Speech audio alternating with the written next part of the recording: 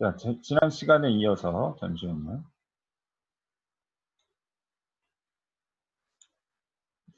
예, 지난 시간에 이어서 이 퍼티그 스트렝스에 대해서 이어서 공부를 하겠습니다. 퍼티그 스트렝스에서 이제 그 전에까지는 대체적으로 그냥 일반적인 이론에 대한 그러니까 특히 용접부 중심으로 해서 일반적인 이론에 대한 것들을 공부를 했고, 여기서부터는 이제 성급 룰을 가지고 실제로 이제 어떻게 적용하는지 이런 내용을 다룰 겁니다. 뭐 성급 룰이라고 해서 우리가 규정이라고 해서 법 규정처럼 딱딱한 건 아니고요. 여기서도 보시면 recommended practice라고 이렇게 되어 있습니다. 그렇기 때문에 이건 어떻게 보면 규정이라기보다는 규정에 대한 설명 문서라고 보시면 돼요. 그래서 그 규정은 이제 굉장히 지금 법조문처럼 딱딱합니다. 그렇지만 이제 그것이 근거가 되는 이론들, 이런 것들을 잘 정리해 놓는 그런, 문서요. 그러다 보니까 뭐 이걸 가지고 공부를 해도 충분히 가능합니다. 물론 이제 또 거기서 한꺼풀 더 깊이 들어가진 않기 때문에 이걸 충분하진 않죠. 그래서 먼저 이론을 좀 배우고, 그 이론들이 이제 실제로 어떻게 정리됐는지, 이런 것들을 살펴볼 수 있는 좋은 문서가 됩니다. 자, 여기서 보시면 두 가지가 있습니다. 지금 여기서 보시면 퍼티그 디자인 오브 옵션 스트럭처고요. 요건 이제 10 스트럭처죠. 그래서 이제 번호가 좀 달라요. RPC 203 여기는 이제 30.7 이렇게 됩니다. 뭐 30.7 이거 굉장히 유명합니다. 그래서 구조 좀 한다는 사람은 뭐 DMV 30.7 뭐 이러면 뭐 척하면 알아듣죠. 그래서 이 내용도 상당히 숙지를 많이 현업 사람들도 하고 있습니다. 자, 여기가 두 개가 이제 다른 게 사실은 옵쇼 룰과 뭐 선박, 뭐 어떻게 보면 똑같은 철 구조물이 다른 이유가 옵쇼 같은 경우는 훨씬 더 보수적입니다. 예, 아시겠지만 옵쇼 구조물은 당연히 뭐 LNG라든지 뭐 오일이라든지 이런 걸 담고 있기 때문에 사고에 대한 위험이 크죠, 그렇죠? 사고가 났을 때 이제 그 디자스터, 그 임팩트가 이제 영향이 굉장히 큽니다. 그렇기 때문에 굉장히 또 보수적이고요. 또 배랑 다르게 이게 도망갈 수가 없죠. 특히 태풍이라든지 뭐 아이스라든지 이런 극한 조건이 왔을 때 배와 다르게 옵쇼 스트럭처는 어떻게 도망가기가 어렵기 때문에 또 그런 리스크를 맞을 위험도가 더 크고요. 그러다 보니까 규정이 비슷하긴 한데 조금씩 다릅니다. 예. 그래서 그런 것들을 좀 구분해서 배우려고 합니다. 자, 일단 여기서 보시면 RPC 203에 대해서 배운다라기보다는 이 성급 룰은 여러 가지, 이 룰은 굉장히 많이 있습니다. 뭐 영국의 스탠다드 있고 미국의 스탠다드도 있고요. 여러 가지 이제 나라마다 스탠다드를 만들어 놨어요, 사실은. 그걸 이제 성급에서 채용을 하는 겁니다. 여기서 수없이 많은 SN 커브가 있지만 이건 성급에서 한 게 아니라요. 그런 뭐 ISO나 HSE라든지 이런 이제 국제 기관에서 퍼즐을 만들어 놓은 거를 가지고 그걸 약간 가공을 해서 갖다가 쓰는 그런 형태입니다. 그 말은 이제 뭐냐면 여기서 이제 나오는 게 이 성급에 국한된 게 아니라 거의 일반적인 이론이라고 생각을 해도 상관없습니다. 자, 일단 SN 선도를 할 때 오른쪽을 이제 무슨 능력을 쓰냐? 공칭 능력 기반의 SN 선도를 하고, 그러니까 이제 요 DMVC RPC 203이 공칭능력 기반 SN 선도가 되겠습니다. 공칭능력은 뭐 아시겠지만 그냥 P 오버 A가 이제 공칭능력이 됩니다. 그러면 이 시편마다 응력 집중이 이제 달라지겠죠, 그렇죠? 그래서 실제로 하스파스텔을 쓰는 게 다 달라지게 됩니다. 자, 그래서 그럼 핫스팟이 다른 걸 뭘 표현하냐. 이렇게 이제 디테일 카테고리라고 해서 여기 C1 이렇게 이 알파벳을 이제 구분해서 쓰게 됩니다. 자, 그래서 뭐 이런 것들을 여러분 다 외울 필요도 없고요. 이건 이제 문서를 대략 찾아보면 되지만 전체적인 경향을 이해하시면 되고요. 그 중에서 주요한 거 일부만 발췌해서 책과 강의 자료에 좀 치는 겁니다. 일단은 ABC, 우리 학점도 ABC가 좋듯이 이 피로 강도도 A, B 쪽으로 가는 게 좋습니다. D로 가면 F나 뭐 W, 뭐 이렇게 하면 굉장히 안 좋은 겁니다.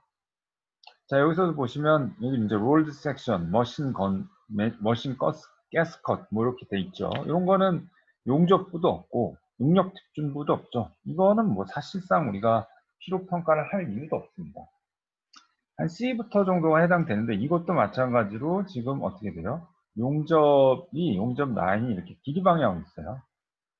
길이 방향으로 있기 때문에 이제 크랙이 이제 요쪽, 힘의, 그러니까 뭐냐면 크랙은 힘의 방향과 수직한 방향으로 크랙이 나죠. 그렇죠? 그래서 여기서 보면 크랙은 힘과 수직하게 일어납니다. 근데 이제 이런 응력 집중은 어떤 단면의 변화가 있어야지 사실은 응력 집중이 생긴다고 했는데 이런 종부제 같은 경우는 단면에 어떤 변화가 없죠. 그렇죠? 그래서 응력 집중이 굉장히 낮습니다.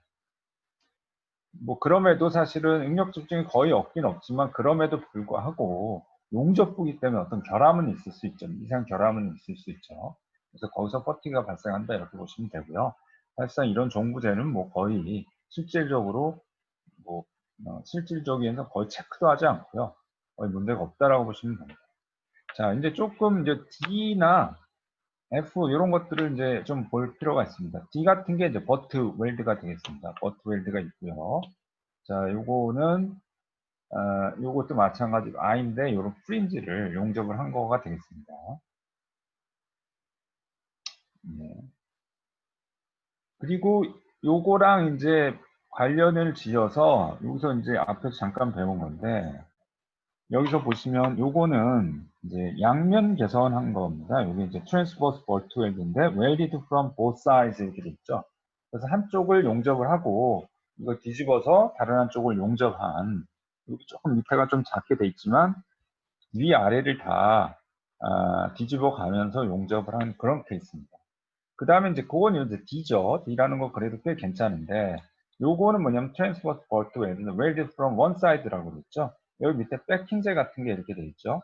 백킹재가 있고 한쪽만 한 겁니다. 요거는 좀 안 좋습니다. F를 씁니다. 여기 보면 밑에도 보면 temporary 또는 permanent backing strip을 쓴다라고 이렇게 되어 있죠.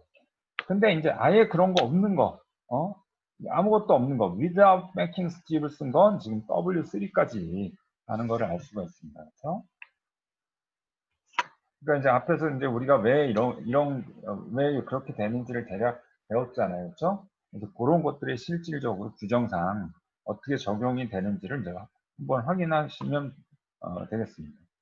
자, 뭐, 그 다음에 이제 이런 것들은 쭉, 종방향으로, 이 길이 방향 용접이긴 하지만, 요런데 이제 응력 집중이 생길 수 있죠. 요런 데 같은 경우가, 뭐, 요런 게 에어홀이라고 하고요. 요런 거 같은 경우는 이제 용접을 할 때, 여기하고, 여기도 용접하고, 여기도 판을 용접하려면, 특히 요 판을 돌아가면서 이렇게 쭉 용접을 하려면, 요 구멍이 있어야지, 어느 공간이 있어야지 거기다 용접봉을 넣으면 하겠죠. 그래서 이제 그런 걸 갖다 코폴이라고 하거든요. 요런데 같은 경우는 이제 F 정도가 되겠습니다. 그 다음에 이제 본격적으로 사실은 이제 이런 어태치먼트 같은 경우, 이런 것들이 실제로 우리가 필요상으로 문제가 되는 부분이고요. 이런 이제 그 웰디드 론지튜드널 어태치먼트라고 하고요. 요거 이제 더블링 플레이트라고 합니다. 여기다 파이프 같은 거, 뭐 파이프 서포트 같은 거 뭐 세우고 할 때 이게 이제 하나면 조금 불안하고 약해 보이니까 이제 한 판을 더 대고 여기다 이제 파이프 서포트 같은 걸 댑니다. 그러니까 이제 무슨 말이냐면 이제 데크 같은데 파이프 서포트를 이렇게 이제 용접을 하잖아요, 그렇죠? 용접을 할 때 이게 판이 하나면 조금 약해 보이기 때문에 판 하나 더 덮됩니다. 이런 식입니다. 근데 이제 앞에서 우리가 사이즈 이펙트라는 걸 배웠잖아요, 그렇죠? 그래서 요 L이 이제 더 크게 되면 그 피로 강도가 떨어지게 되죠. 그래서 여기서 보시면 이제 L이 50보다 작을 때는 그 다음에 이제 그게 좀 더 커짐에 따라서 이 커브가 더 안 좋아지게 됩니다. 네. 여기도 마찬가지로 이렇게 이제 안 좋아지게 규정이 되어 있죠. 그게 이제 다 그런 이유 때문이다. 그 다음에 이제 이런 브라켓 같은 경우, 이런 능력 특징이 생기겠죠. 마찬가지로 여기 엣지에서도 마찬가지로 이런 크랙이 이제 발생을 하게 됩니다. 자, 요 엣지에 대해서도 이제 이 알에 따라서 이제 커브가 달라지죠. 그죠? 알이 큰 게 응력 집중이 많이 생기니까 알이 작은 게 많아요. 큰 거는 이제 알이 크다라고 하는 거는 이제 그게 좀 아주 천천히 공률이 아주 작은 거죠, 그렇죠? 그래서 알이 큰 건 좋죠, 오히려. 알이 작은 게 문제죠. 알이 점점 이쪽으로 작아지는 거죠, 지금. 알이 점점 작아지면서 버티컬 스트렝스가 이제 점점점 나빠진다라고 보시면 돼요. 거꾸로 보면 이제 알이 작아지면서 이제 우리가 응력 집중, 요 응력 집중이 이제 점점점 커진다. 커진다라고 이제 보시면 됩니다.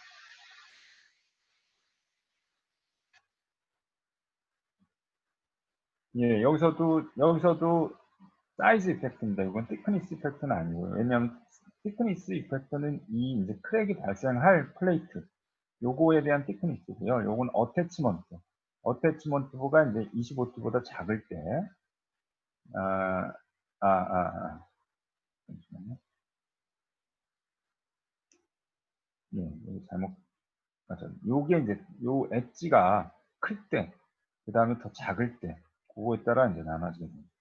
여기 뭔가 조금 빠진 것 같네요. 여기 아마 디스턴스가 10보다 클 때, 작을 때인데, 좀 빠진 것 같습니다. 좀 보완하겠습니다. 자, 요거는 앞에서 이제 백틴제가 있고 없고 이런 것들이고요. 뭐, 그 다음에, 이런 이제 쿠시폼 같은 경우, 이제 여기 full penetration but welded, full penetration이 뭔지 배웠죠, 그쵸? 여기 보시면 이 용접이 이 안에 이제 꽉 차 있다라고 보시면 됩니다. 이 정도면 F예요. F. F래도 이제 상당히 좋은 겁니다. 근데 이제 여기처럼 떨어져 있는 경우, 필렛인데 이제 이쪽으로 힘이 당겨지는 거, 이런 게 이제 대표적으로 우리가 루트 크랙이 발생할 수 있는 거고, 요게 이제 바로 그 로드 캐링 웰드라는 거잖아요. 웰드 조인트 위드 로드 캐링 웰드, 하중 전달형 웰드라고 이렇게 되어 있죠, 그렇죠? 이런 경우에는 이제 파셜 페너트레이션 인 경우거나 필렛 웰디드거나 이런 경우는 이제 루트 크랙이 발생하게 되면 W3.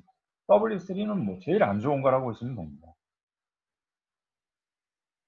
예, 그 다음 뭐 요런 뭐 경우가 있는데요. 뭐 요런 경우 사실 뭐 실제로 쉽지는 흔히 발생하는 구조는 아니고요. 요런 특히 엣지에 이제 발생하는 것들이 좀 필요성이 굉장히 낮은 편입니다. 자, 그래서 SN 선도가 아까 뭐 B, 뭐 C, D 쭉 있는데 여기서 보시면 여기서 보시면 이제 D에서부터 W까지 이렇게 좀 내려가면서 안 좋아지는 걸 볼 수가 있죠. 근데 약간 이제 조금씩 달라요. 그냥 똑같진 않고요. 예를 들어서 B 같으면은 이 슬롭이 조금 다르죠, 그렇죠? 여기서 꺾어지긴 하는데 슬롭이 조금 다른 것 같고, 뭐 그렇습니다. 조금씩 다릅니다. 네, 그렇게 보시면 되고요. 어,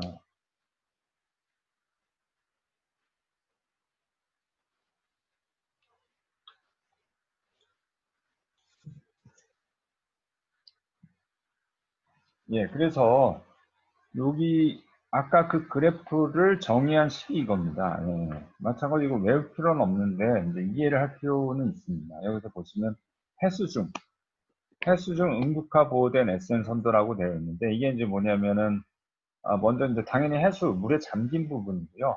응급화 보호되어 있다라는 게 이제 우리가 아노드라는 걸 붙여서 이게 이제 부식을 방지하도록 되어 있는 그런 겁니다. 이거 먼저 이제 조금만 갔다 오면요. 이제 요거죠. 부식 환경에 대한 거. 요게 이제 사실 아노드라는 겁니다. 아노드. 우리 뭐 화학 시간을 고등학교 때 좀 화학 시간에 좀 배웠죠. 우리 뭐그 아연이라든지 뭐 이렇게 해서 철보다 이게 전자를 더 빨리 흡수하는 그런 이제 금속을 여기다 붙여놓습니다. 그러면 이제 철이 부식이 되는 게 아니라 이게 철과 산소가 이제 결합이 돼서 부식이 되는 건데 그거보다 더 빨리 결합된 아연 같은 것들이 빨리 먼저 결합이 되면서 부식이 먼저 일으키면서 대신 이제 강제 부식을 늦추는 그런 역할을 하는 거죠. 그렇죠? 강제 부식보다 이제 더 빠르게 발생하는 그런 예, 금속을 붙이는 겁니다. 그러니까 일반적으로 선박은 이런 걸 안 붙이죠. 표면에 이런 거 붙이면 저항으로 작용을 하기 때문에 뭐 운항 연료가 이제 연료 소모율이 높아지기 때문에 붙이지 않죠. 하지만 이제 선박 같은 경우는 5년마다 리도킹을 하죠. 그래서 도장을 하고요. 그다음에 뭐 따개비 같은 거 따고 그다음에 도장을 다시 이렇게 해서 그래서 부식이 이제 방지할 수 있는 그런 환경을 만듭니다. 뭐 여러분들 그 자동차 같은 경우도 페인트가 조금이라도 바뀌면 금세 그 부분이 녹이 슬죠, 그렇죠? 도장이 부식을 방지해주는 1차적으로 가장 좋은 방법입니다. 근데 해양구조물은 이제 리도킹이 어렵기 때문에 이런 응급화 보호를 하게 됩니다. 그래서 아연과 같이 가능성이 큰 금속들을 선체 외판에다 붙여서 부식을 하는 그런 방법입니다. 여기 보시면은 이제 여러분들 이렇게 이제 바깥에 하얀 것처럼 이렇게 막 이제 균일하게 이렇게 쫙 붙여놓은 게 이게 이제 바로 아노드입니다. 그래서 해양구조물하고 일반 선박하고 이제 다른 게 그래요. 사진 같은 것들 자세히 보면 저런 게 항상 붙어 있게 됩니다. 이 외판에.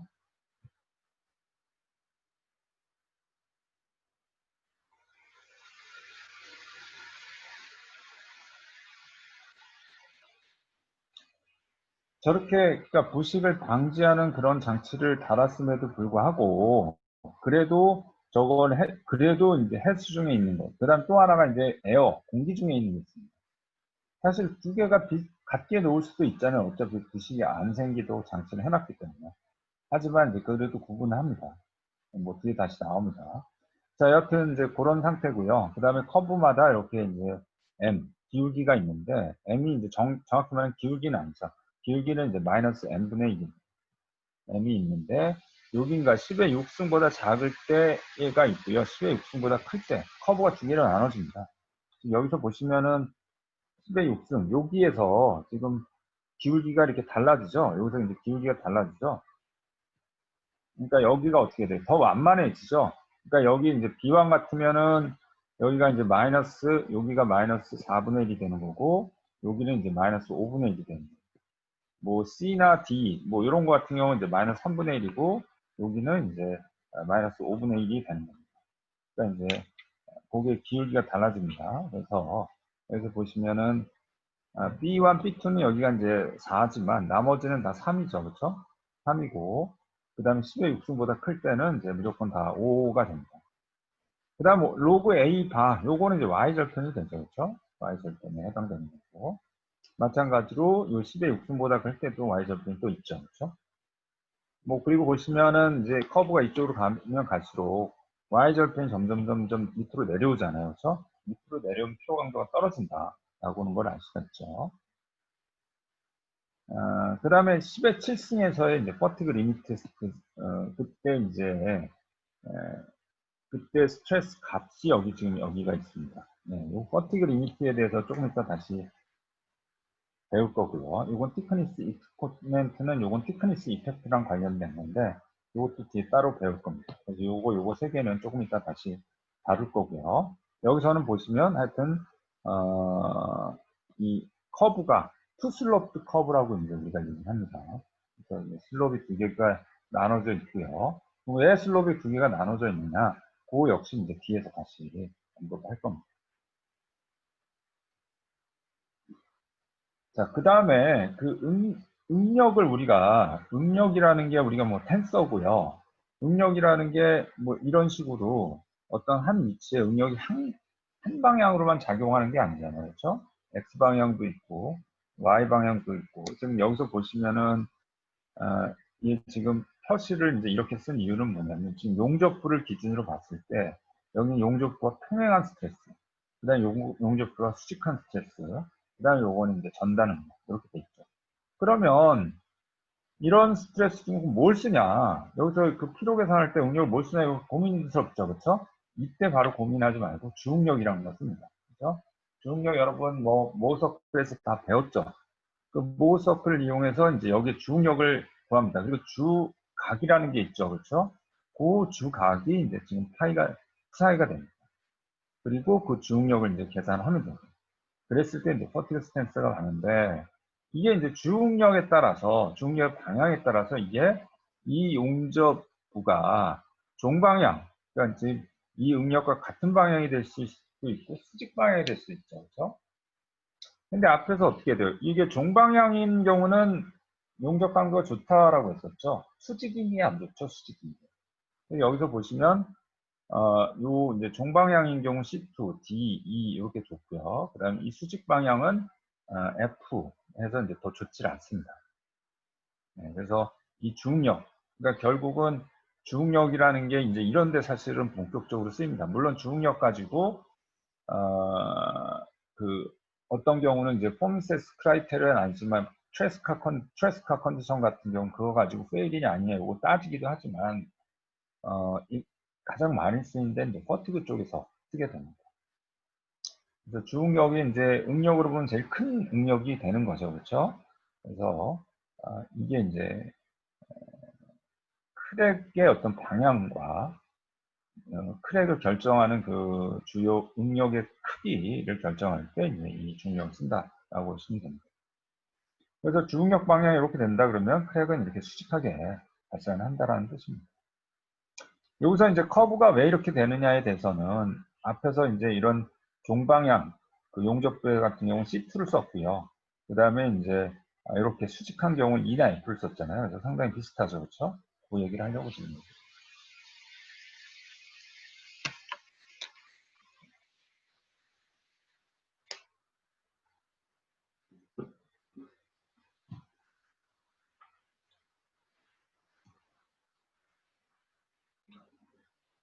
두 번째 이제 여기 핫스팟 스트레스 어프로치가 있습니다. 이제 핫스팟 어프로치는 RPC 203에서도 이제 이 사용자가 선택을 할 수 있어요. 핫스팟 입력 기반으로 할 수도 있고요.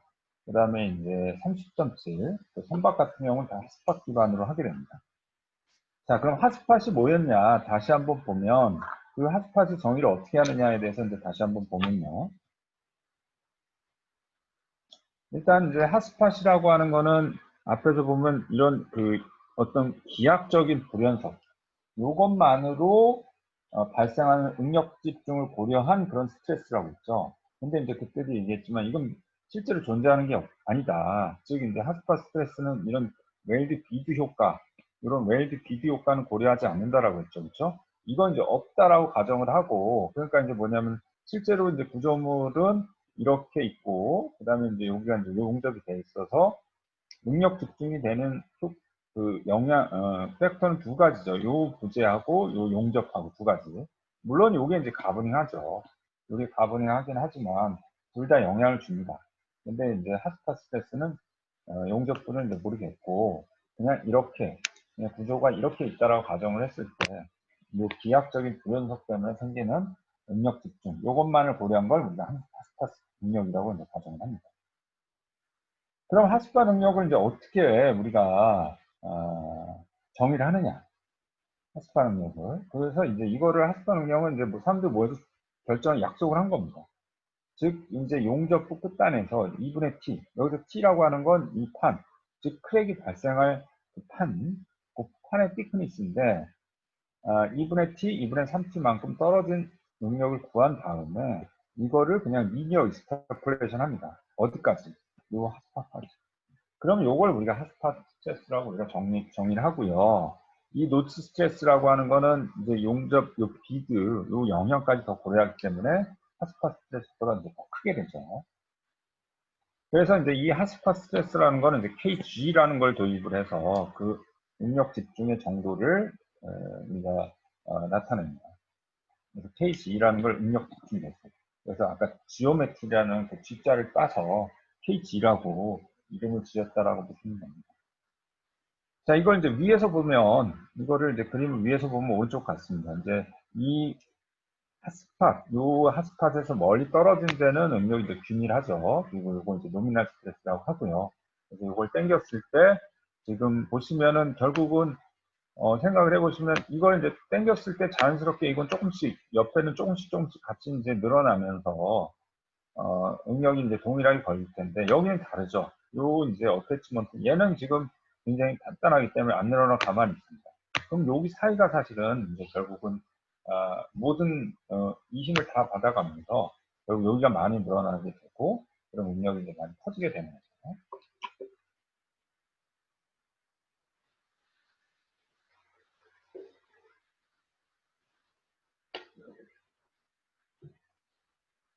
근데 그럼 왜 이렇게 핫스팟이라는 거를 존재하지도 않는 걸 왜 존재하지 않는 거를 왜 이 도입을 해서 헷갈리게 하느냐? 자, 그건 사실은 이제 어떤 계산의 편의성 때문에 그렇습니다. 자, 일단 우리가 배나 뭐 자동차 같은 경우는 물론 이제 두께가 있죠. 판의 두께는 있지만 판의 두께는 굉장히 얇잖아요. 그렇죠? 그래서 우리가 재료학 시간에 배웠던 거, 평면 응력 상태, 플레인 스트레스 상태로 이제 우리가 가정을 해서 문제를 풉니다. 그럼 훨씬 더 이제 계산도 빨라지고 또 모델링도 쉬워요. 모델링도 마찬가지로 여기에는 이렇게 두께가 여기 두께가 없죠, 그렇죠? 그래서 두께 없이 그냥 일종의 서피스로 이제 모델링을 하게 됩니다. 근데 이제 이거를 제대로 이제 두께를 고려해서 모델링을 하면 이제 이 오른쪽과 같습니다. 근데 이게 이제 이렇게 만나는 부분에 두께가 어때요? 다 같은 게 아니고 다 다르죠, 그렇죠? 그렇기 때문에 이제 우리가 메시라고 하는 그 노드가 서로 다 이렇게 그물망처럼 연결이 되어 있어요. 이게 떨어져 있으면 안 돼요. 떨어져 있으면 마치 이제 그것만 따로 떨어지게 됩니다. 그렇기 때문에 그 노드를 일치시켜서 이런 솔리드 메시라는 게 굉장히 사실 어렵습니다. 그래서 우리가 또 캐드도 어려운 것도 마찬가지거든요. 캐드 뭐 오토캐드, 3D 캐드 어렵지 않을 것 같지만 캐드 사실 3D 캐드가 조선소에 적용된 게 아직도 이제 100% 적용을 못 적용했죠. 이게 이제 뭐냐면 두께 때문에 그렇습니다. 두께 없이 배를 지을 수는 없잖아요. 나중에 생산 단위랑 두께가 이제 다 고려가 돼야 되잖아요. 저번 시간에 잠깐 몰디드 라인 이런 것도 설명을 했지만 결국 이제 두께를 고려했을 때 이제 그것들이 이제 두께를 고려하지 처음엔 이제 유저는 두께를 모델링 할 수는 없잖아요. 그렇죠? 사용자는 두께 없이 그 두께에 대한 정보만 넣어주면 이제 그 캐드가 자동으로 두께를 딱 펴줘야 됩니다. 근데 이제 이렇게 만나는 부위 이런 데는 이제 두께 어느 방향을 어떻게 줄지 두께를 또 이제 펴지게 되면 어떤 갭이라든지 오버랩이라든지 이런 이제 미세한 것들이 이제 에러가 생기겠죠. 그런 것들 때문에 사실은 조성 패드가 굉장히 늦어집니다. 그래서 뭐 또 그럼 자동차는 뭐 카티아도 있고 뭐 캐드도 있고 오토캐드도 있고 여러 가지 쓰는 것 같지만 거기는 모든 게 다 해결된 것 같지만 거기도 마찬가지로 용도에 따라서 그다음에 어떤 설계 단계에서 그 각각 최적화된 그런 캐드 시스템을 씁니다. 그래서 근데 완전히 통합된 하나의 캐드 시스템 아직도 못 쓰고 있어요. 우리 아직까지는 좀 제가 업데이트 못 됐지만 약 한 10년 전 기준으로 했을 때는 여러 가지 이제 다른 목적에 따라서 다른 이제 캐드 프로그램을 쓰고 있습니다. 조선은 이제 그걸 영업부터 이제 생산까지 완전히 하나로 이제 통일하려다 보니까 이게 이제 쉽지 않은 거죠. 그래서 지금은 약간 그 단계를 나눠서 캐드 시스템을 나눠서 쓰기도 합니다. 자, 여튼 그래서 이게 이제 어, 아예 그냥 기계 구조물처럼 두음하면 모르겠는데 판이 두께가 뭐 있는 것도 아니고 없는 것도 아니고 두께를 이제 고려해야 할 수도 없고 안 할 수도 없고 이제 그런 문제들 때문에 이런 것들이 생기게 됩니다. 자, 그래서 우리가 FE 해석을 한다 그러면 쉘 모델링을 합니다. 이렇게 쉘 모델링을 하는 경우에는 용접 비드를 여기는 모델링 하기가 어려워요. 용접 비드를 포함하지 않아요. 어렵기 때문에. 그리고 그거 뭐 용접 비드 모델링 하다가는 날 새거든요. 자, 이렇게 하고 이제 여기서 그 노드 뭐 FE를 잘 안 들으신 분들은 모르겠지만 여기가 이제 엘리먼트라고 하면 여기를 이제 노드라고 하죠. 그렇죠? 그 다음에 이제 노드가 8개가 있으면 이렇게 있습니다. 노드가 많으면 일종의 관절이 많은 겁니다. 관절이 많은 거니까 변형을 우리가 더 잘 표현할 수 있어요. 아주 상세하게. 관절이 많으면 어떤 변형을 상세하게 잘 표현할 수 있죠. 그러면 이제 응력도 이제 줄어들게 됩니다. 응력도. 그러겠죠. 그런데 이제 우리가 제일 안 좋은 것들은 이렇게 삼각형. 이런 것 같은 경우는 관절이 없죠. 관절이 없기 때문에 이거는 굉장히 뻣뻣하기 때문에 응력이 이제, 상대적으로 크게 됩니다. 그런 얘기고요. 그 다음에 이제 솔리드 요소. 솔리드 요소도 가끔 합니다. 이제 도저히 어떤 답이 없는 거예요. 퍼티그 스트렝스 만족해 줄 수 있는 답이 없는 거예요. 보통은 이제 피트니스를 키워서 응력을 낮춰가지고 그 피로 강도를 뭐 20년, 피로 수명을 20년 또는 30년 맞추긴 하는데 아무리 이제 판의 두께를 옮리거나 판의 두께도 뭐 팔아야 사오죠, 그렇죠? 포스코에 생산을 해야 팔죠. 포스코도 뭐 100T 갖다 줘, 그럼 100T를 만들어주지는 않습니다. 네, 그것도 어느 정도 수요가 있어야지 강제를 또 개발하거든요. 그렇기 때문에 시장에서 구할 수 있는 그런 판의 두께도 한계가 있습니다. 그 판을 썼는데도 뭐 계산이 안 된다. 그러면 이제 그런 경우 같은 경우는 이제 계산 방법을 좀 바꿔서 정밀하게 하다 보면 이제 응력 레벨을 좀 떨어뜨릴 수가 있습니다. 실제로 이렇게 쉘보다는 솔리드 요소를 모델링하면 응력이 실제로 하스파 응력이 많이 떨어집니다. 근데 이제 이런 두께를 고려를 하고 해야 되기 때문에 상당히 좀 어려운 점이 있죠. 자, 그러면 이 이제 RPC 203에서는 그 핫스팟 능력 기반에서 핫스팟 능력이라고 하는 거는 결국은 여러 가지 디테일, 능력이 집중되는 그 부분의 디테일이 다 반영이 된 거잖아요. 그렇죠? 그러니까 기존에 이제 노미널 스트레스 같은 경우는 그 응력 집중의 정도가 다 달랐잖아요.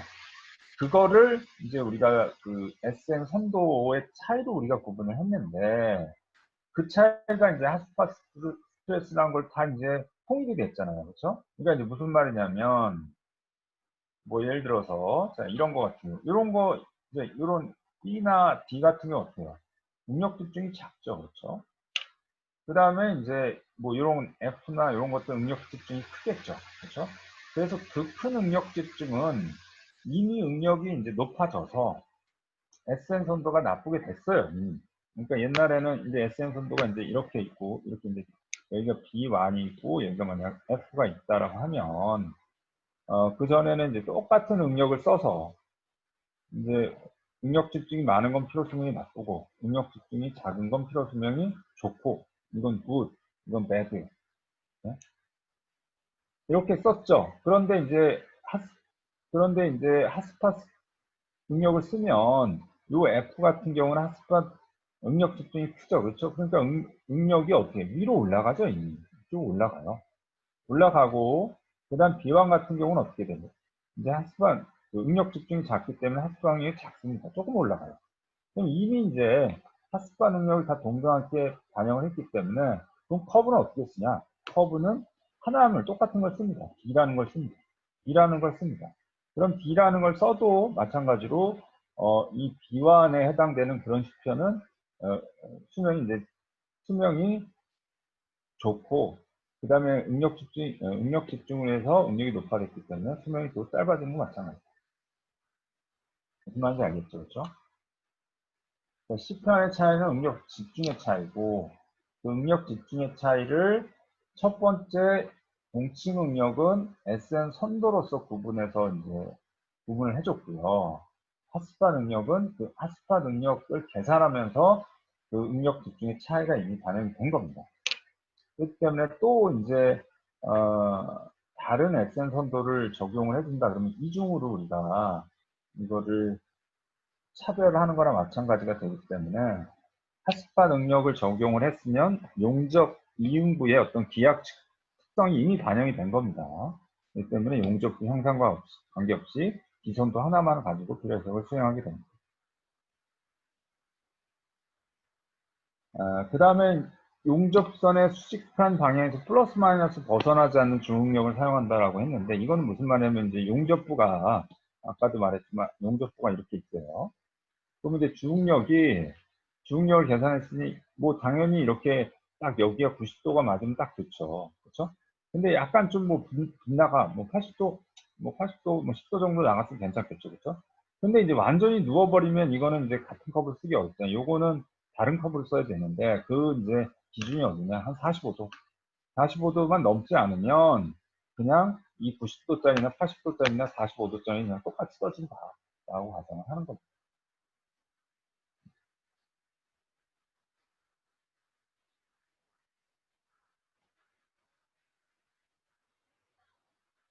자, 예, 예. 그래서 여기서 보시면은 아까 이제 우리가 조금 넘어간 것 중에서 이제 바로 요겁니다, 요거. 요게 이제 뭐냐, 이게 structural stress concentrated embedded in the detail 이렇게 돼 있죠. 이게 이제 응력 집중이,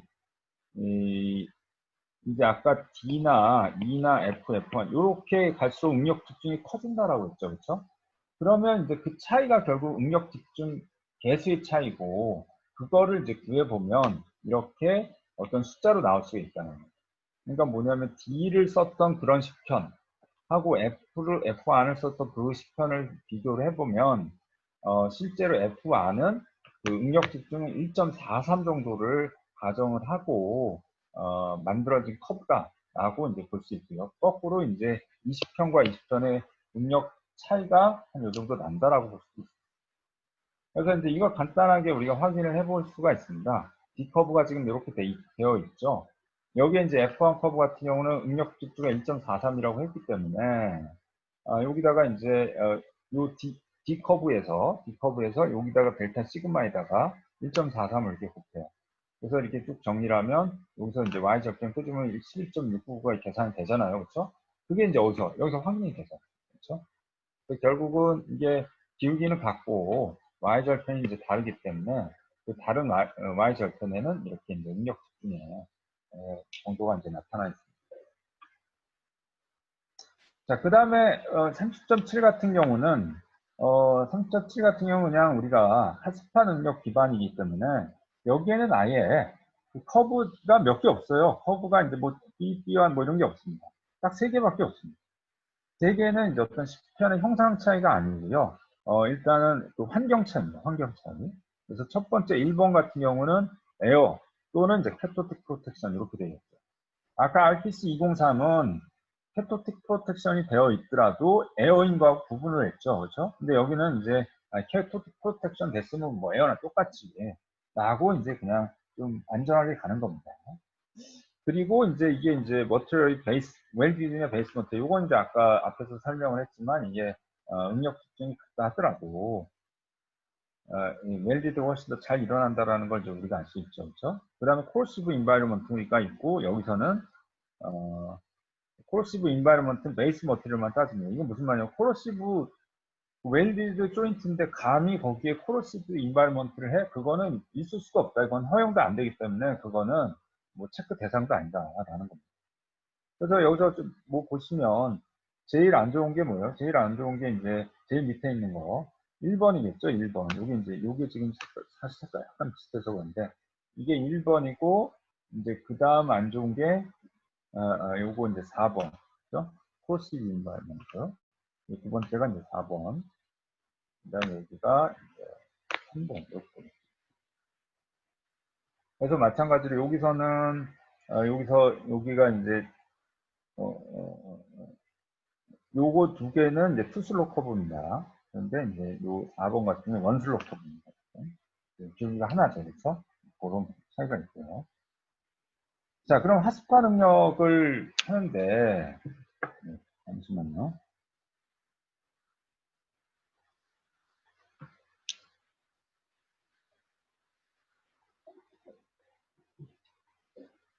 잠깐만 또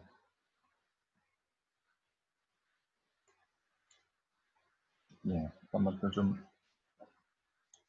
좀 했다가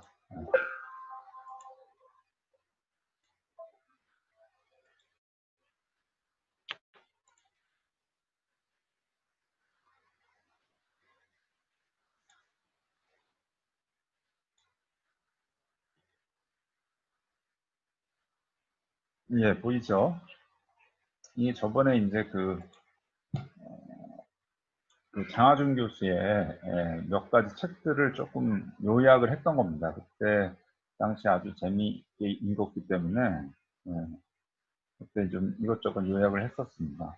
뭐 여러분들 조금 뭐 나이가 들면 저도 책을 그렇게 좋아하는 편은 아니었는데 나이가 들면서 이렇게 좀 소파나 아니면 침대에 누워 책 보는 재미가 괜찮아요. 재미있어요. 뭐 이런 스마트폰이나 영상 보는 것보다는 책 보는 게 훨씬 더 좋더라고요. 자, 여기서 보시면 저번에 이제 뭐 그런 얘기 했었죠. 이 자유무역이 사실은 허구다. 그러면서 특히 이제 이런 선진국들이 자유무역을 강요하는 거는 이제 섣달이 걷어차기다. 그런 얘기를 했었습니다. 근데 그거에 이제 좀 더 뭐 얘기를 해보면 뭐 그러니까 마찬가지로 자유무역은 좋은 거다. 그리고 이제 이게 어떤 자본주의, 그리고 보이지 않는 손에 의해서 모든 게 이제 최적화가 된다라는 게 이제 그런 이런 이론들이죠.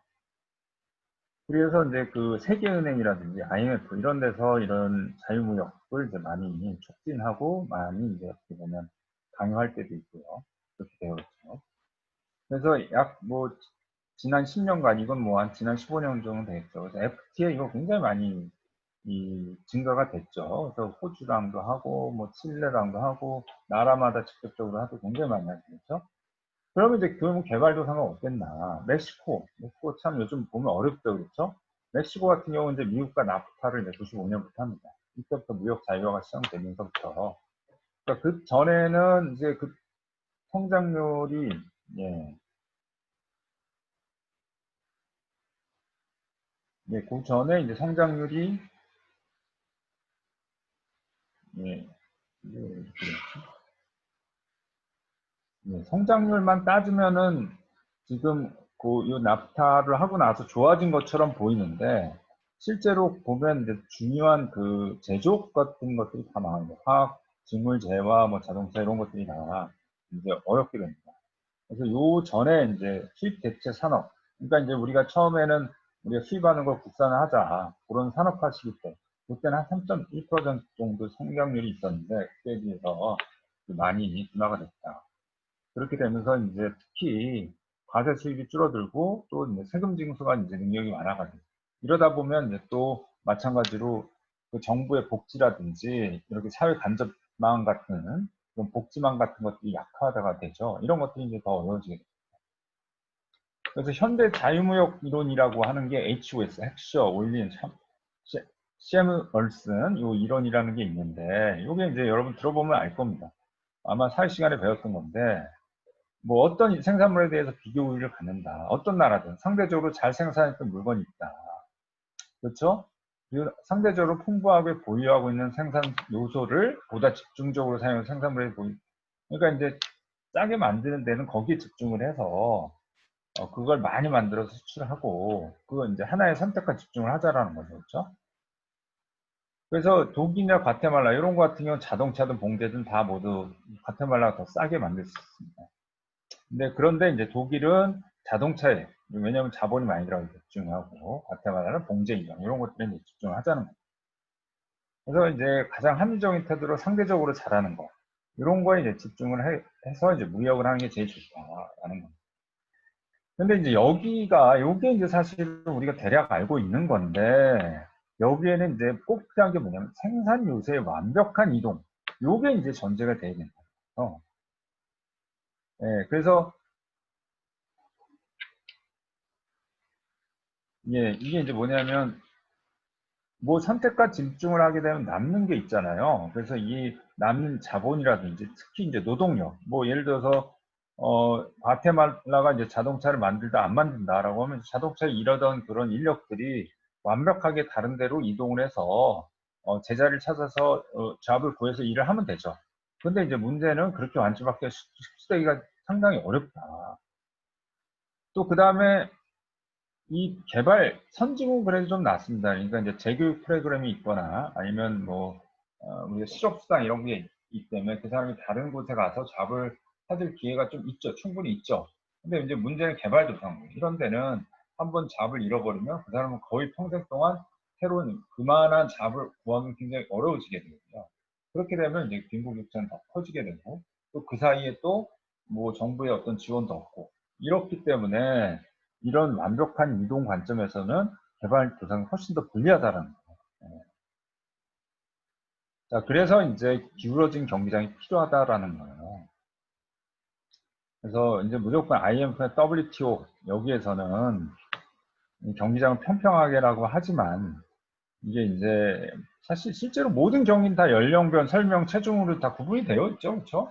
근데 이제 왜 무역만 가장 중요한 이 무역만 다 동등한 상태에서 해야 되냐? 그거는 사실은 맞진 않습니다. 예, 그래서 이 미국과 동등한 조건에서 경제한다, 이건 말도 안 되는 거고, 사실. 그래서 이제 경기장을 오히려 기울게 만드는 게 공정한 것이다. 그래서 이 자국의 생산자들에 대해서 이제, 이, 예,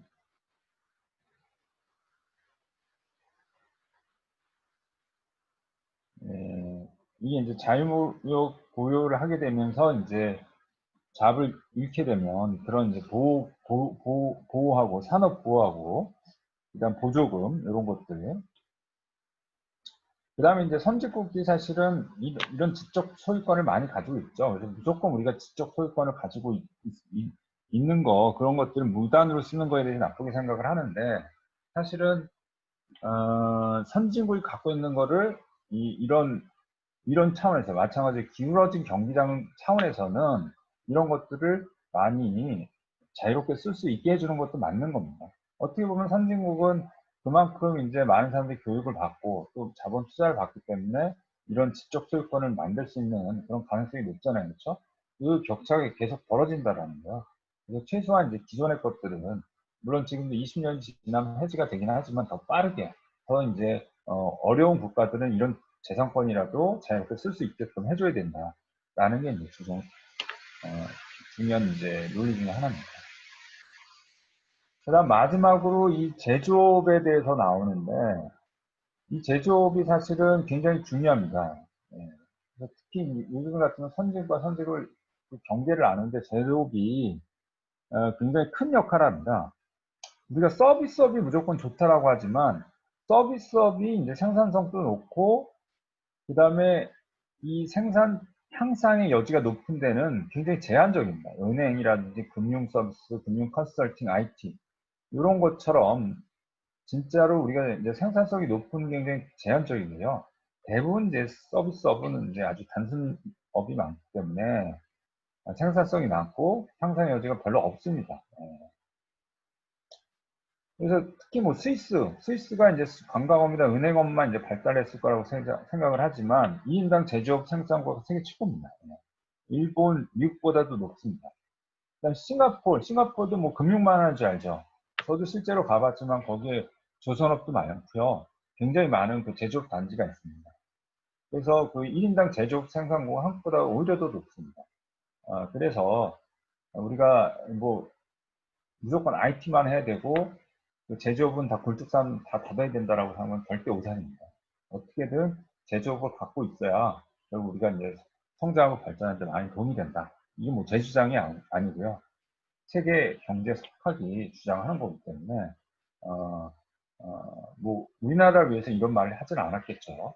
여러분들 한번 책을 읽어보시면 공감되는 부분이 많이 있을 겁니다. 좀 시각이 참 다릅니다.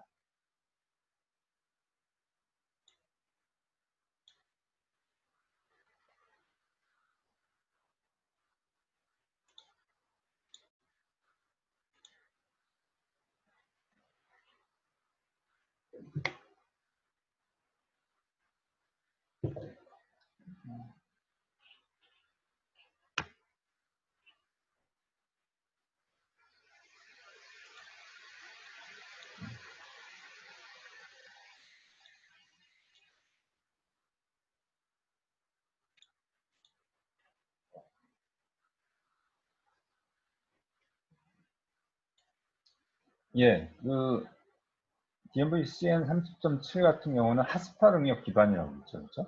그럼 핫스팟을 구하기 위해서 아까 이제 핫스팟을 구하는 예제를 보여줬잖아요.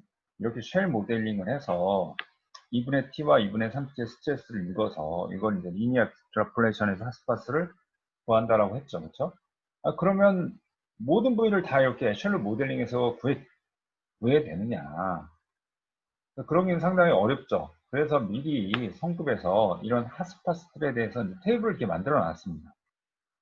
그래서 여기 지금 굉장히 모양이 다양한데 제가 이제 처음에 인트로덕션에서 이제 퍼티그가 많이 발생하는 데가 이제 여기라고 했죠. 그래서 특히 이제 바텀이나 이너 바텀 여기에 이제 종부제가 지나가는데 여기 웹 섹션과 만나고 그 사이에 이제 여기가 이제 연결 부위 여기서 퍼티가 많이 생기는데 이걸 조금이라도 완화하기 위해서 이런 서포팅 브라켓 같은 것이 붙는데 그런데 그럼에도 불구하고 여기서 이제 퍼티가 많이 발생한다라고 얘기했었잖아요. 그렇죠? 그 형상에 따라서 여러 가지 여러 가지 이제 지금 여기서 보시면 팩터가 있습니다. KG라고 있죠.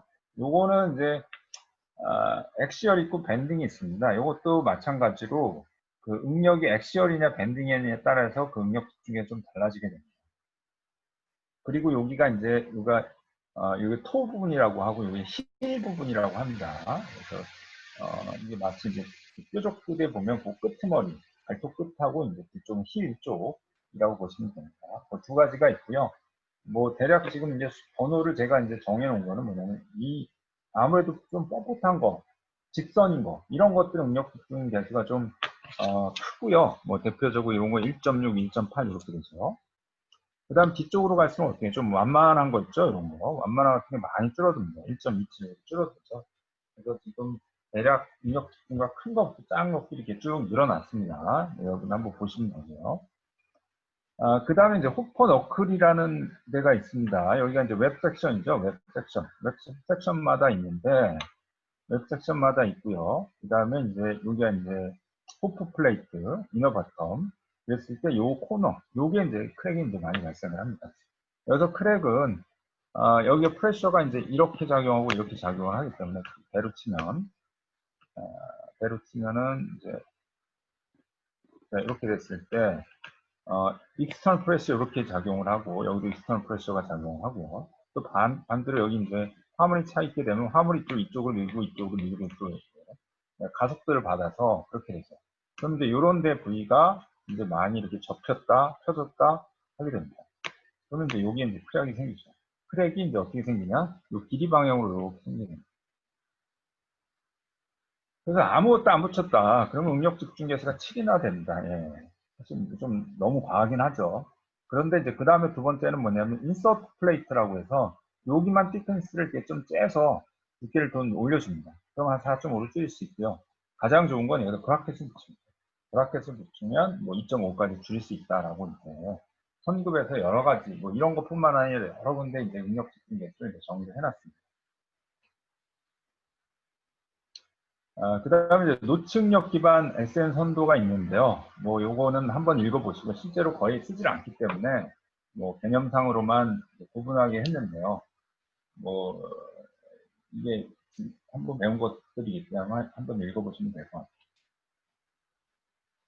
자, 피로한도라고 하는 거는 뭐냐면 피로한도라고 하는 거는 이제 이런 것처럼 응력이 아무리 항복응력보다 이제 보통 피로라는 게 그렇죠. 항복응력보다 작지만 이거를 계속 반복하다 보면 페일이 발생한다라는 거잖아요. 그렇죠? 근데 뭐 그런다 하더라도 응력이 너무 작으면 진짜 뭐 몇 날 며칠 몇십 년 몇백 년 해도 피로 발생 안 할 수가 있죠. 그게 이제 퍼트입니다. 그래서 응력이 요거보다 밑인 경우는 아무리 가해도 이 피로 수명이 이제 여기 만나질 않죠. 이렇게 만나질 않죠. 그렇죠? 그러니까 이제 이 선도하고 만나질 않죠. 그러니까 수명이 무한대라는 뜻입니다. 네, 그게 이제 피로한도입니다. 그런데 이제 선도가 지금 이렇게 이제 이렇게 앞에서 그 성급의 선도가 이렇게 누워 있는 거는 못 봤죠. 그렇죠? 그러니까 이제 성급의 주장은 뭐냐면 성급은 항상 이제 보수적으로 갈 수밖에 없는데 성급에서는 오케이 좋다 퍼티그 리미트 이거 알긴 아는데 이거 적용하려면 배가 받는 스트레스 모든 스트레스가 다 100%. 다 다르죠 그렇죠? 다 다른데 100%이 퍼티그 리미트보다 작다. 그럼 인정을 해줄게 라고 하는 거고요. 근데 실제로 한 뭐 몇 개라도 일부라도 이제 이거보다 커. 그럼 크랙이 조금 발생할 수 있죠. 그럼 크랙이 발생하면 이 작은 응력도 그 크랙을 진전시키는 데는 기여를 할 수 있다. 그렇기 때문에 요거는 그래도 이걸 완전히 평평에 누워있다. 피로 수명이 무한대라고 가정하라고 할 수가 없다. 그러니까 일부가 사이클의 일부가 이제 이 퍼티그 리미트를 넘는 경우 이런 경우가 있기 때문에 퍼티그 리미트를 인정하는 대신 조금 양보를 해서 이게 원래는 이렇게 원슬럽이 이게 쭉 이렇게 내려가야 되잖아요. 그럼 피로 수명이 좀 짧죠, 그렇죠? 근데 요걸 이렇게 조금 눕혀줘요. 눕혀주면 피로 수명이 요만큼 더 길어지잖아요. 그래서 완전히 눕혀졌으면 제일 좋지만 그게 아니라 절충을 해서 조금 더 원래가 기울기가 아까 마이너스 3분의 1인데 마이너스 5분의 1 정도 더 이 기울기를 눕혀주게 됩니다. 이런 거고요. 자, 그 다음에 이제 평균 응력 효과. 네, 평균 응력 효과인데요. 네, 요게 이제 무슨 말이냐면 뒤에부터 보면 뭐 그때 이것도 한번 설명을 했었죠. 스트레스가 이제 이런 겁니다. 스트레스가 요건 인장 교본 응력이라고 하는 건 미니멈이 0입니다. 그다음 맥시멈은 인장입니다. 그래서 이건 항상 인장 응력 상태입니다. 그 다음에 요건 이제 완전 교본은 뭐냐면 플러스하고 마이너스하고 이제 그 절대값 크기가 똑같아요. 네, 플러스 마이너스 이제 같습니다. 요게 이제 완전 교본 응력이고요. 압축 교본은 압축 교본은 요거는 이제 마찬가지. 요거는 이제 인장 제일 큰 놈이 0입니다. 그래서 요건 항상 압축 상태 그런 교본 응력이라고 보시면 됩니다. 그럼 피로 수명은 당연히 이제 이놈이 제일 크겠죠. 이놈이 제일 크고 그 다음에 이놈이 이제 할 겁니다. 그러면 그러면은 얼마나 크느냐, 그거를 이제 나타내는 식이 그 조금 전에 전 페이지에 나왔던 거고요. 일단 실험은 어떻게 해요? 실험은 이 상태로 하겠죠. 왜냐하면 실험은 이 상태로 1번 이 상태로 했다간 이제 날 셉니다. 사실 언제 균열 발생할지도 모르고요. 그리고 실제 이제 보수적으로 실험에서는 이제 아무래도 빨리 일어나야 되고 또 보수적으로 그러니까 피로 강도가 짧은 방향에서 실험을 하게 됩니다. 이 상태 실험을 하고 실제로 이제 설계 때 이런 상태가 된다 그러면 조금 조금 이제 더 키워주는 거죠. 그냥 조금 이제 양보를 해주는 척하면서 피로심을 조금 더 키워주게 됩니다. 이제 그런 거가 이제 바로 이겁니다. 여기서 보시면. 그러니까 100% 텐션일 때는 요 리덕션 팩터가 1이 됩니다. 그러니까 뭐냐면 요게 지금 민 스트레스가 2분의 델타 시그마잖아요. 그러면 이제 이게 바로 이제 이 상태가 되는 거예요. 요 상태가 됩니다. 지금 뭐냐면 이 민 스트레스가 여기잖아요. 그렇죠? 이게 시그마 민이 뭐냐면 여기가 이제 델타 시그마이기 때문에 2분의 델타 시그마가 됩니다. 요게 이제 결국 바로 아까 임장 교본 응력 상태고요. 요거는 이제 시그마 민이 0이죠. 그 다음에 이건 이제 시그마 민이 마이너스 2분의 델타 시그마 이렇게 되는 경우가 있는데 압축 교본 응력. 그래서 여기서 이제 그거를 시그마 민 가지고 따집니다. 시그마 민이 2분의 요거는 텐션이고요. 아까 이제 완전 교본은 0이고 그 다음에 요건 압축 교본이 되는 거죠. 그거에 따라 리덕션 팩터가 지금 이렇게 됩니다. 즉 완전 인자일 때는 1이니까 리덕션이 안 되는 거고요. 그 다음에 이제 완전 교본일 때는 0.8, 압축 교본일 때는 0.6을 이제 적용해 줍니다. 그리고 이제 요거를 이제 수학적으로 표현해 준 거는 이제 요겁니다. 뭐 요거는 좀 복잡하지만 이게 이제 뭐 이게 식이 세 개로 나눠지다 보니까 조금 뭐 복잡한 거지만 여하튼 요 식을 표현한 게 요겁니다. 요건 뭐 해보시면 압니다. 그럼 이 리덕션 팩터를 어디다 적용해요? 여기다 이제 스트레스 암페다 이제 곱해주게 됩니다. 근데 여기에 사실은 우리가 이 피로 수명이라는 게 스트레스의 이제 m제곱의 반비라기 때문에 저 효과가 굉장히 큽니다. 예, 그래서 지금 이거 같은 경우는 요 FM이 1이고 요건 0.8이고 요건 0.6이라고 있잖아요. 그러면 대략 이제 피로 수명은 이게 역수의 3배 비례하기 때문에 약 2배. 그다음 이거는 무려 4.6배 정도 이렇게 커지게 됩니다. 그렇죠? 근데 실제로는 뭐 피로 실험을 해보면 이거보다 더 커집니다. 거의 뭐 균열이 잘 진전이 안 된다는 피로 파괴 거의 안 일어난다고 합니다.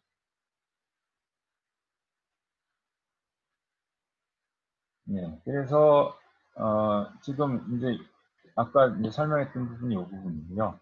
이 부분은 뭐냐면은 뭐 요거는 이 평균 응용 효과가 여기 이제 또 다른 로우 사이클 퍼티그라는 부분이 있는데 요게 이제 응력이 굉장히 커서 1000번 이내로 1000번 이내에 이제 페일이 되는 게 로우 사이클 퍼티그라고 하는 겁니다. 하여튼 이제 거기는 소송이 많이 발생하기 때문에 이런 평균 응력 효과가 이제 거의 사라진다라는 거고요. 그 외에는 요 평균, 요 로드 레이셔, 요게 이제 미니멈과 맥시멈, 요게 이제 어떤 평균 응력을 나타내는 지표가 되기 때문에 요거에 따라서 SN 속도가 이렇게 달라지는 거를 보여주고.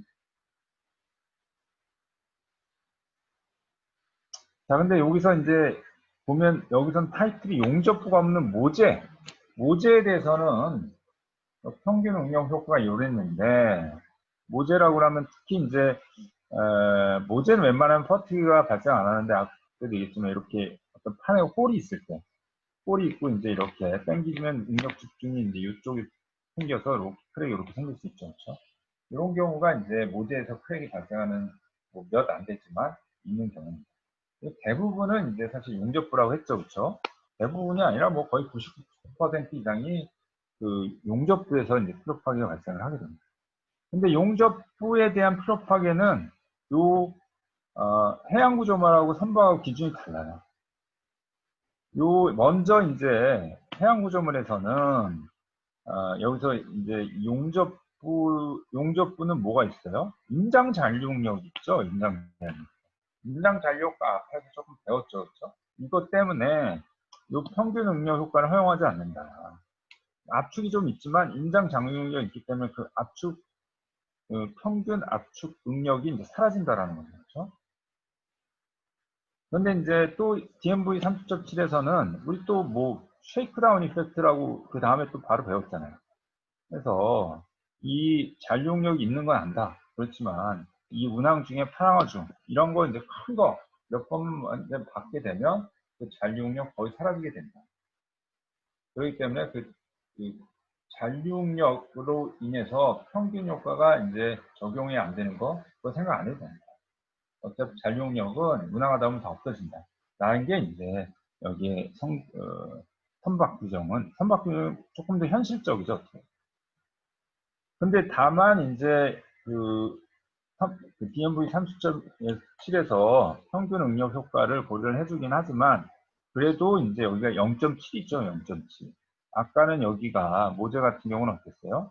여기가 이제 0.6이었잖아요. 0.6이 낮으면 낮을수록 더 좋은 거죠. 근데 이제 0.6보다는 조금 더 높은 0.7을 적용을 하게 됩니다. 그 다음에 두께 효과. 두께 효과 앞에서 이제 뭔지를 배웠죠. 그래서 두께 효과가 이게 실험을 할 때 이제 충분히 두꺼운 거 가지고 합니다. 그래서 이제 신용 같은 경우는 22T, 그 다음에 옵쇼블 같은 경우는 25T를 가지고 우리가 피로 실험을 하고요. 근데 이제 어떤 설계 적용을 할 때 적용하는 그 티크니스가 이거보다 더 크다라고 한다면 그러면 이제 이 스트레스를 키워줘야 됩니다. 즉 뭐냐면 여기가 뭐 예를 들어서 이제 30T다 여기. 그리고 그럼 여기에 레퍼런스가 이제 22T가 되죠. 그럼 이제 이게 이제 1보다 더 커지기 때문에 이 응력이 이제 더 커지는 효과가 나타나죠. 그럼 이걸 빼기 때문에 이제 N은 더 작아지는 그런 현상이 발생하게 됩니다. 자, 90. 요거는 이제 앞서 설명을 했고요. 그래서 요 DMV RPC 같은 경우 이걸 조금 했었어야 되는데 아까 이제 대기 중과 이제 해수 중 응급화 보호 상태 요거 두 개가 있는데 보면은 아무리 해수 중에 응급화 보호를 하더라도 조금 밑으로 쳐져 있습니다. 이 두 개를 비교를 해주면 여기가 지금 두 개가 약간 밑으로 쳐져져 있는 것을 볼 수가 있죠. 근데 뭐 또 대신 여기가 여기 이제 그 슬롭이 바뀌는 영역이 약간 또 두 개 달라요. 네, 그래서 이걸 조금 다시 보시면 디커블을 보더라도 여기서 보시면 이건 대기 중은 Y절 평가 입시 12.164고요. 응급화 부분이 이거보다 좀 작죠. 11.764 이 정도가 됩니다.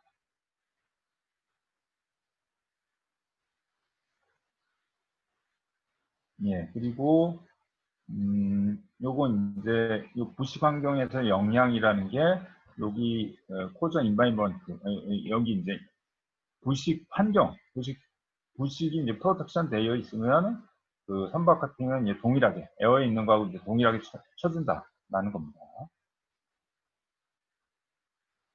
자, 그 다음에 이제 여기까지는 이제 피로 선도였어요. 그래서 그러면 이제 피로 수명을 어떻게 계산을 하느냐. 여기 이제 마이너 법칙이라고 하는 건데 이게 뭐냐면 SN 선도가 있어서 응력이 한 가지만 쭉 주구장창 와.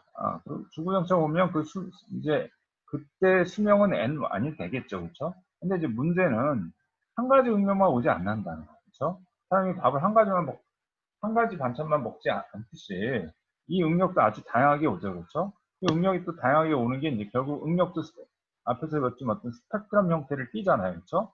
분포 형태를 띠기 때문에 그런 경우에 그럼 데미지를 어떻게 계산하느냐. 그래서 이제 마이너란 사람이 아주 간단한 가정을 합니다. 이건 아직도 뭐 검증되지 않은 가설이긴 한데 여기 이제 이 시그마 2 세 번이 오면 각각의 이제 맥시멈 견딜 수 있는 그 라이프가 있죠, 그렇죠? 그걸 라지라고 하고 N1은 실제로 가야 됩니다. 뭐 요거를 이제 데미지 레이셔라고 정의를 합니다. 즉 여기가 이제 N1이 3분의 1 라지 N1, N2도 마찬가지로 3분의 1 N2, 그 다음에 N3도 마찬가지로 3분의 1 N3 이렇게 온다라고 하면 결국 어떻게 해요? D가 그냥 1이 되죠, 그렇죠? 각각 이제 3분의 1씩 이제 온다라는. 그다음 필요 수명은 그러면은 이제 여기서 이게 이제 1이다라고 하면, 그러니까 요 지금 N1, N2, N3가 이 온 기간이 있겠죠. 그렇죠? 요거가 가해진 게 뭐 10년이다 예를 들어서. 근데 퍼티기 데미지가 1이다 라고 하면 그냥 피로 수명은 10년이 되는 겁니다. 근데 이제 이게 10년 동안 왔는데 이 데미지 레이셔가 0.5밖에 안 됐어. 그러면 어떻게 돼요? 10년 더 우리가 쓸 수 있겠죠? 그러면 이제 우리가 10년 나누기 0.5에서 20년이 되는 겁니다. 이건 뭐 간단한 상식이죠.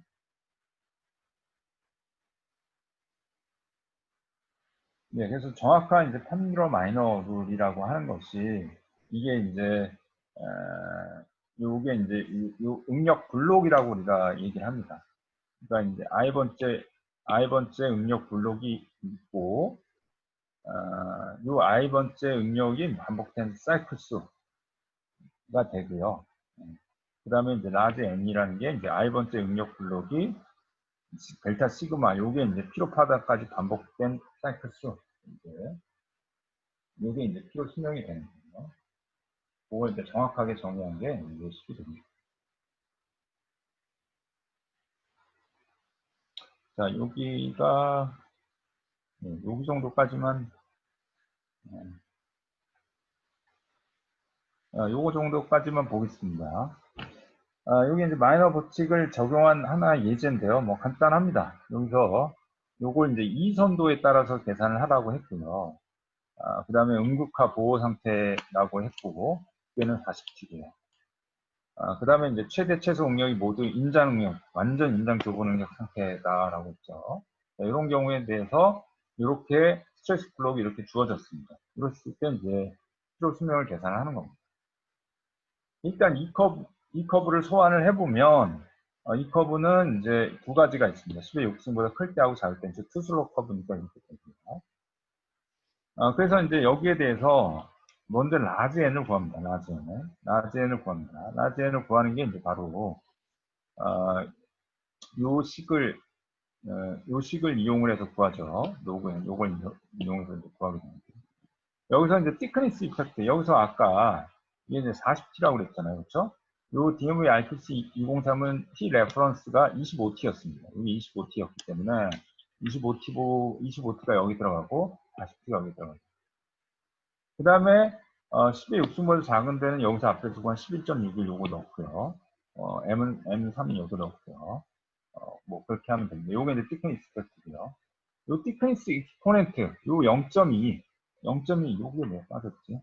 0.2가 여기서 보시면 요 티크니스 익스포넨트 있죠? 요겁니다. 이거. 여기서 이 컵은 여기 0.2를 썼잖아요. 0.2 요거 이제 쓰라고. 자, 그래서 0.2를 쓰고 이제 계산해 보면 이렇게 됩니다. 그래서 요걸 가지고 계산해요. 나머지 n을 계산합니다. 쭉 계산을 해요. 쭉 계산하다가 이게 이제 40만에서 이제 이게 100만이 넘어가요. 지금 100만이 넘어갔죠? 그러면 이제 이 식을 쓴 게 아니라 이 밑에 거를 써야 됩니다. 100만이 넘어가는 거예요. 100만이 넘어가서 이제 이 식을 쓰기 때문에 여기가 이제 달라지죠. 그리고 5.0을 쓰죠. 100만이 넘어가는 건 이거 쓰게. 자, 그래서 이제 이거를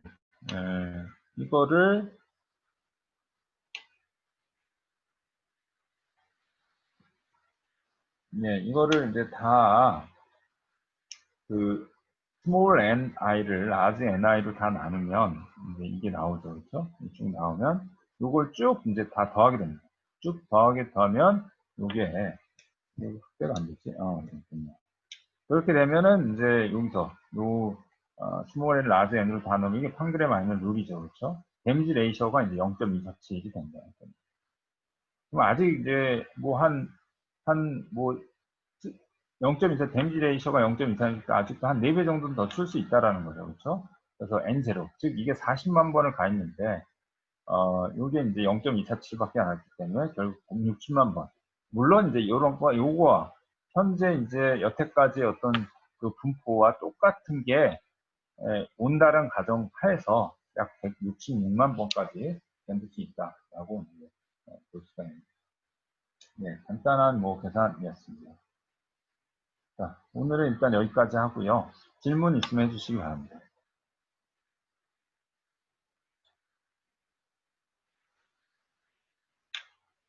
네.